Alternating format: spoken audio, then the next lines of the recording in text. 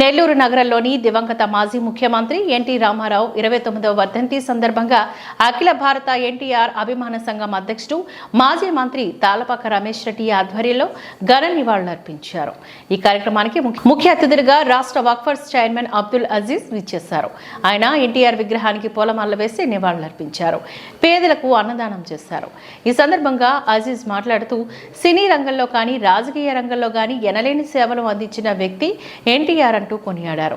Telugu Desam party స్థాపించి తక్కువ సమయంలోనే ముఖ్యమంత్రి పీఠాన్ని అధిష్ఠించిన వ్యక్తి ఎన్టీఆర్ అని అన్నారు. రమేష్ రెడ్డి ఈ సందర్భంగా మాట్లాడుతూ పేదలకు ₹2 కిలో బియ్యం అందించిన యుగ పురుషుడు ఎన్టీఆర్ అని అన్నారు.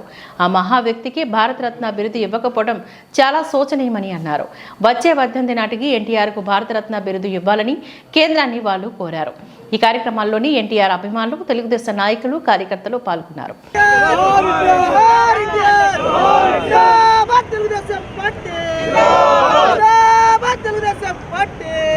కార్పొరేటర్లందరికీ డిప్యూటీ మేయర్ రూప్ కుమార్ యాదవ్ గారికి కార్పొరేట్ నమస్కారాలు తెలియజేస్తూ ఇప్పుడు ఈ కార్యక్రమం ఉద్దేశించి ముందుగా విజయభాస్కర్ గారు మాట్లాడమంటున్నారు.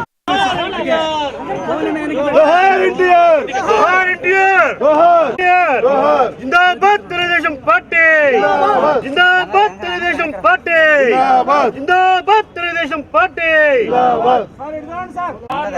తారక రామారావు గారు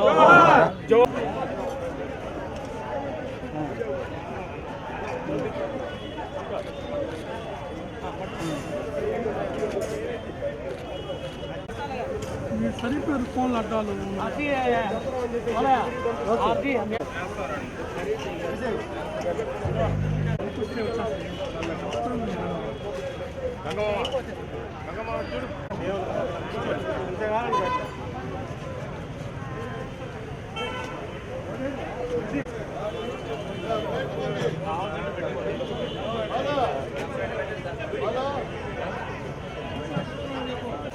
మా దైవం ఎన్టీఆర్ 29వ వర్ధంతి సందర్భంగా ఘన నివాళులు అర్పించాం. ప్రపంచంలోనే ఇటు సినీ రంగంలో కానీ ఇటు రాజకీయ రంగంలో కానీ చరిత్ర సృష్టించిన వ్యక్తి ఎవరంటే ఒక ఎన్టీఆర్. సినీ రంగంలో ఏ నటుడు పోషించిన పాత్రలు ఆయన పోషించాడు. పౌరాణికలో కానీ, జానపదలో కానీ, సాంఘికంలో కానీ, చారిత్రాత్మకంలో కానీ ఇతర ఎన్నో రకాల పాత్రలు పోషించి ఒక హీరోయిజం కాకుండా సినిమాలో విలన్ పాత్రలు పోషించి కూడా ఆయన హీరోయిజం పొందాడు.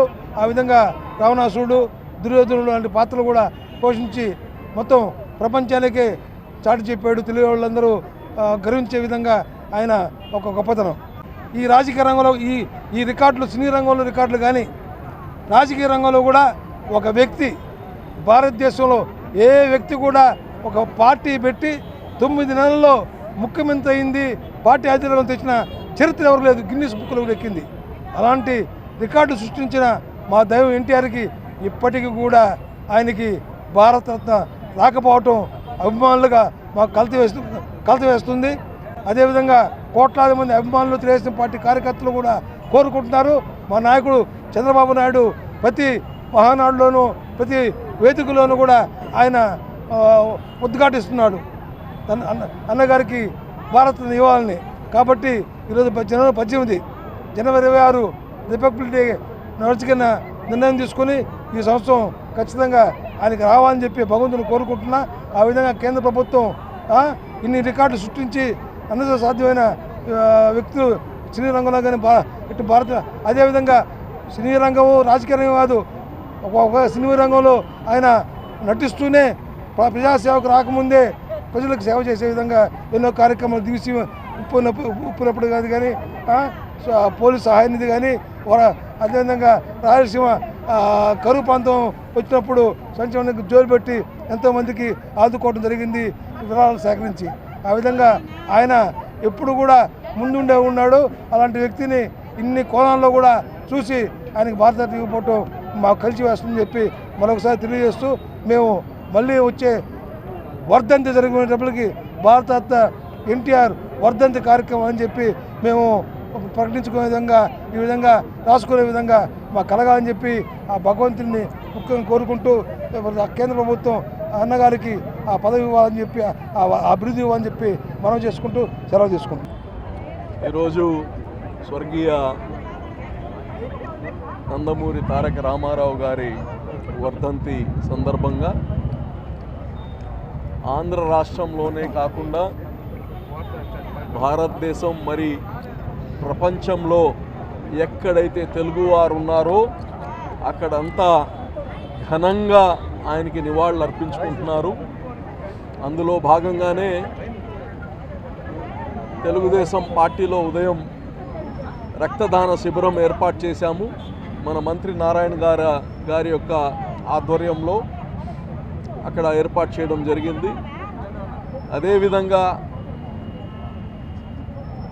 20 సంవత్సరాల పైనుంచి ఏ రోజైతే ఎన్టీ రామారావు గారు మరణించారో ఆ రోజు నుంచి ఈ రోజు దాకా ఈ నర్తకీ సెంటర్లో మన మాజీ మంత్రివర్యులు రమేష్ రెడ్డి గారు ఆయనకి ఘన నివాళులు అర్పిస్తారు. ఆయనకి అన్నదానం ఏర్పాటు చేస్తారు. ఆయనకి అన్న ఎన్టీ రామారావు గారి పైన ఉండే ప్రేమ అభిమానం ఆయన ఎంత చెప్పినా తక్కువే. ఆయన కార్యక్రమంలో మేమందరం పాల్గొనడం ఎంతో సంతోషంగా ఉంది. మరి ఆయనకి ఇంకా భగవంతుడి శక్తిని ఆరోగ్యాలని ఆయుష్నియాలని కానీ కోరుకుంటున్నాను.